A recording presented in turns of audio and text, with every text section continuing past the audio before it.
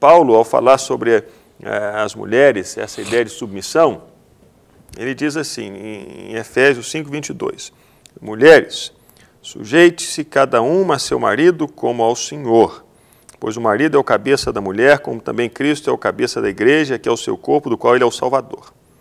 Assim como a igreja está sujeita a Cristo, também as mulheres estejam em tudo sujeitas a seus maridos. E as pessoas leem esse versículo e dizem, está vendo? Olha aí, as mulheres têm que se sujeitar aos maridos. Mas elas se esquecem do versículo anterior, que é o 21. Sujeitem-se uns aos outros, por temor a Cristo. Essa relação de submissão é uma relação de submissão mútua. A mão dupla, porque né? somos todos chamados para servirmos uns aos outros. A palavra final na igreja não é do homem, não é da mulher, mas pelo que lemos no livro de Atos, é do Espírito Santo de Deus. Pareceu bem a nós e ao Espírito Santo isso e aquilo. Esse é o lugar do relacionamento homem e mulher dentro da igreja. Dessa sujeição mútua em Cristo e por causa de Cristo. E a pergunta não é, sou eu que mando, é você que manda, sou eu que falo e você obedece. Não. Todos precisam se sujeitar ao Senhor Jesus. E a direção é do Espírito Santo de Deus na igreja. E, claro, ele usa pessoas. Em um momento ele pode usar um homem, em outro momento uma mulher. Profetiza, pode se levantar na igreja e trazer uma palavra de edificação para a igreja. Não somente aos homens é dada essa palavra de sabedoria, também, de conhecimento, né? A mulher também. Nós temos visto hoje em dia, né, as mulheres estão se projetando e muito. Você também já lecionou, eu também lecionei, a gente via nas salas de aula. Quem se projetavam, a maioria era mulher, só de começo de conversa. Todas as salas que você entra, quem se projeta são as mulheres. E quando nós saímos aí também, vamos no comércio, vamos a bancos, vamos aqui, vamos ali, quem está comandando? Você chega numa agência bancária, 90% são mulheres.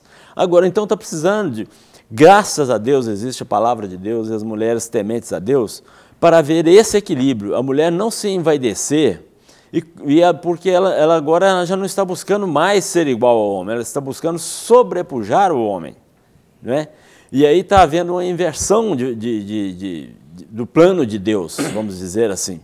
E os homens... por seu lado, por outro lado, parece que está havendo uma retração. E eu via isso também dentro da sala de aula. Os rapazes completamente apáticos.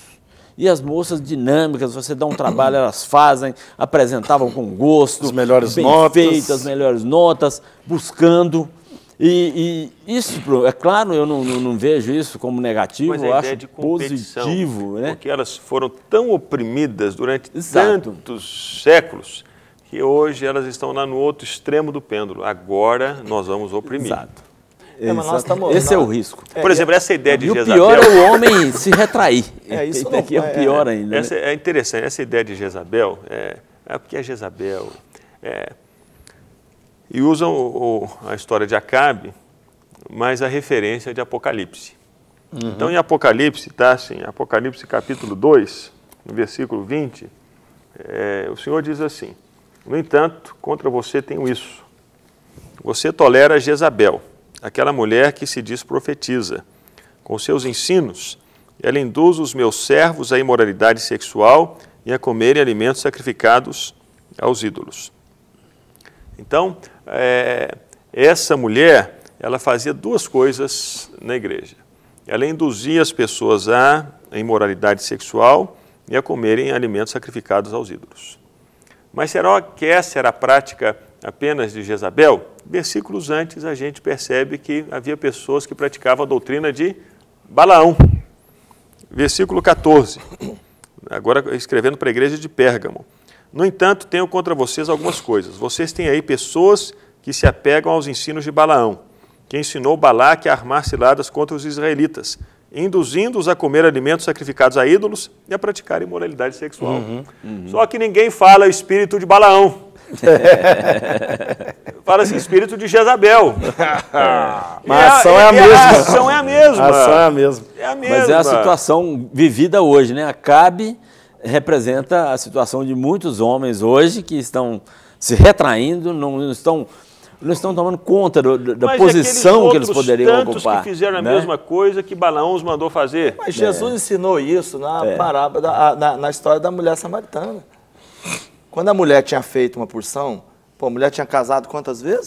5 vezes. 5, 7 vezes? 5 vezes. Não, 5 vezes. Qualquer um dos dois é muito. Né? 5 vezes. A mulher tinha casado, mas ninguém pergunta dos maridos dela, né? Pergunta dela, não, vamos apedrejar essa mulher, Jesus vira e fala, quem não tiver pecado aqui, que atire a primeira pedra. Isso é outra coisa, em João 8. Então, Misturou duas mulheres. Eu misturei duas histórias. Apedrejou a samaritana. É a samaritana. Apedrejei ela, apedrejei. Então, aquela mulher adúltera, né? É a mulher adúltera. É a mulher adulta que chega para Jesus, eles querem apedrejá-la. E ele fala, quem não tem pecado, que atire a primeira pedra. Então, na verdade, ali Jesus está ensinando para o seu companheiro, não foi só ela que pecou, não. Outros também pecaram. Mulher, né? Que estavam junto. Cadê o adúltero? Ninguém peca sozinho, não. Adultério não é um pecado solitário. Não é um pecado solitário. Você vê que em outra, tem uma outra religião fundamentalista, onde continua a mulher sendo sacrificada, sendo morta, e o marido sendo livre. Quer dizer, os homens podem fazer o que quiser e as mulheres são sacrificadas. João, que traz o relato da mulher adúltera, ele tem uma visão assim de muito respeito para com as mulheres. É interessante o paralelo de João capítulo 3 e João capítulo 4. Em João capítulo 3, Jesus se encontra com Nicodemos, homem, mestre da lei, fariseu, autoridade entre os judeus, e ele se encontra com Jesus de noite. E ele sai daquele encontro com Jesus ainda não transformado.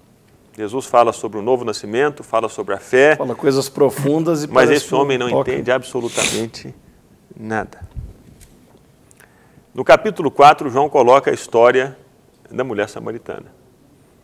Ela era mulher samaritana,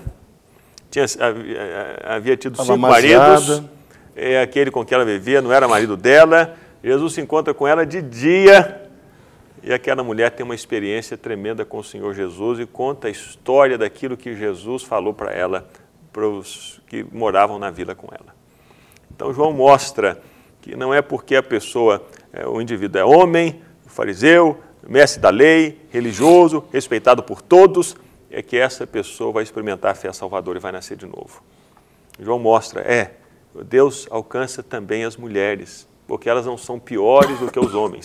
Mulher samaritana, teve 5 maridos, amaziada, e ela teve uma experiência tremenda com o Senhor. O paralelo de João 3 e João 4, João mostra e dignifica a mulher e não o homem. Interessante.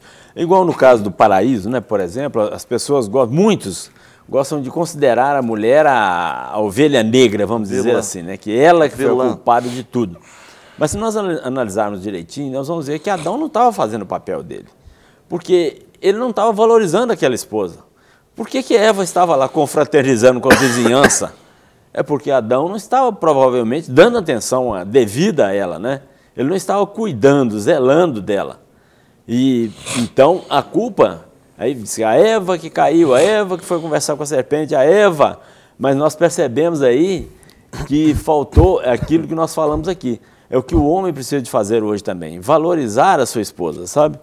Mesmo que ela trabalhe fora, mesmo que ela seja bem-sucedida, ela precisa de saber que ela tem o apoio dele, que ele está atento para ela, que ele está cuidando dela, porque mesmo ele ganhando menos... Mas é ele que é o cuidador da casa, ele é o braço forte, vamos dizer assim, da casa.